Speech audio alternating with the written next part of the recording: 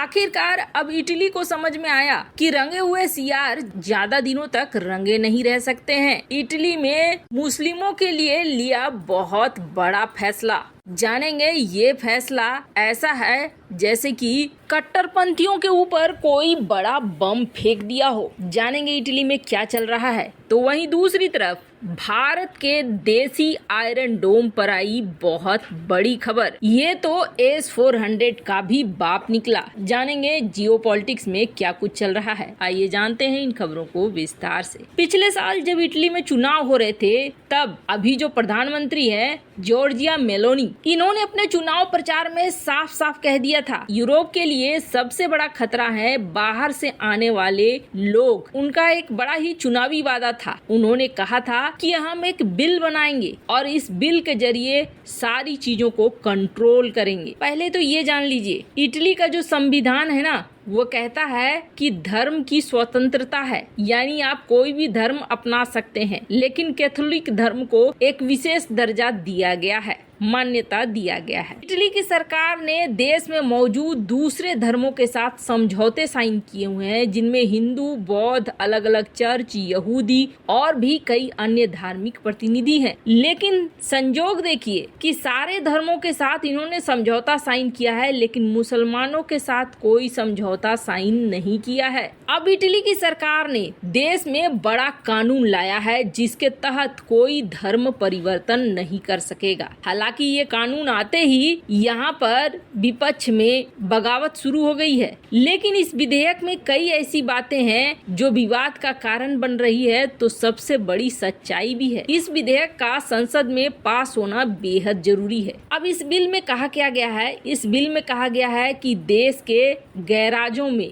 औद्योगिक केंद्रों में, औद्योगिक गोदामों में, मस्जिद के बाहर नमाज नहीं पढ़ सकते हैं। इटली के प्रधानमंत्री जॉर्जिया मेलोनी, इनकी विचारधारा है राष्ट्रवादी और इन्होंने पहले ही कहा था कि हम धर्म परिवर्तन समेत देश में मुस्लिम शरणार्थियों को रोकने के लिए कानून बनाएंगे। बताया जा रहा है कि इटली का एक बड़ा हिस्सा मुस्लिम शरणार्थियों और धर्म परिवर्तन की घटनाओं से परेशान है, इसलिए जॉर्जिया मेलोनी को लोगों ने भारी बहुमत से जिताया और अब वो अपने वादे को पूरा करने की कोशिश में लगी हुई है। स्थानीय मीडिया रिपोर्ट के अनुसार जॉर्जिया मेलोनी शहरी नियोजन कानून में भी संशोधन कर रही है ताकि औद्योगिक गैराज को गोदाम को मस्जिद में बदलने की कोशिश न की जाए। इस बिल के तहत इटली के जितने मस्जिद हैं सबकी जांच कराई जाएगी। पता लगाने की कोशिश होगी कि इन्हें फंड कहां से मिलता है। इसके साथ ही बिल में ये कहा गया है कि अगर किसी औद्योगिक गोदाम या गैराज का इस्तेमाल धार्मिक प्रचार के लिए किया गया तो आरोपी को सख्त से सख्त सजा दी जाएगी। यदि ये बिल संसद में पारित हो जाता है तो बिल अनगिनत मस्जिदों को बंद करा देगा जो पहले से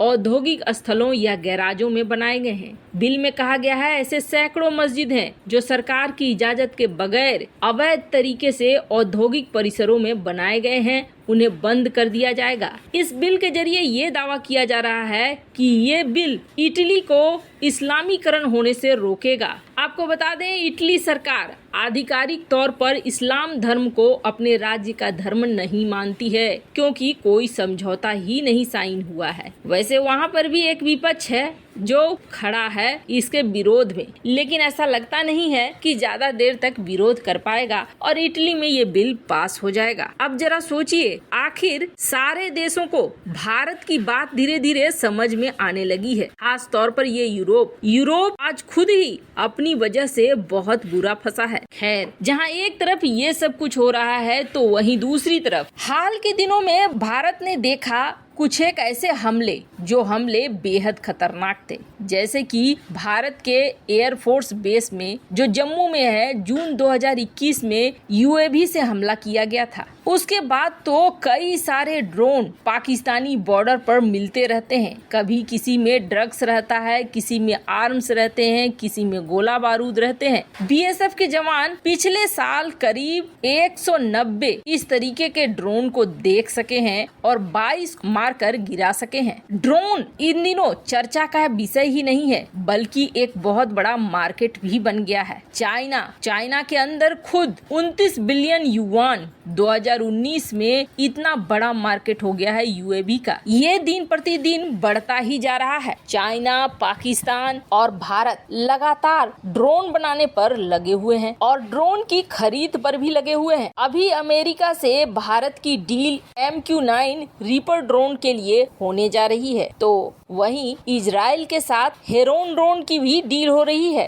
पर क्या इन ड्रोनों को रोकने के लिए भी कोई सिस्टम बना रहा है भारत? ये जो हमले हो रहे हैं, आजकल प्लानिंग होती है कि स्वार्म ड्रोन छोड़ दिए जाएंगे, मतलब एक साथ ड्रोनों का झुंड जिनमें विस्फोटक लगे होंगे। तो ऐसे ड्रोनों के झुंड से बचा कैसे जाएगा? हमने देखा जिस तरीके से रॉकेट मिसाइलों का हमला होता है इजराइल के ऊपर, अगर इजराइल का अपना आयरन डोम नहीं होता तो अब तक इजराइल साफ हो चुका होता। 90 से 99% तक रॉकेट और मिसाइलों को आयरन डोम ही रोकता है, वरना अब तक नामो निशान मिट जाता इजराइल का। आयरन डोम को एक खास टेक्नोलॉजी के तहत बनाया गया है और इस टेक्नोलॉजी में ये मल्टी लेयर सुरक्षा देता है, मतलब हर हाल में टारगेट को मार गिराना है। अगर एक लेयर से छूट गया तो दूसरे लेयर में पकड़ा जाएगा, दूसरे से छूटा तो तीसरे में, लेकिन मार कर गिराया जाएगा जरूर। यही वजह है कि आयरन डोम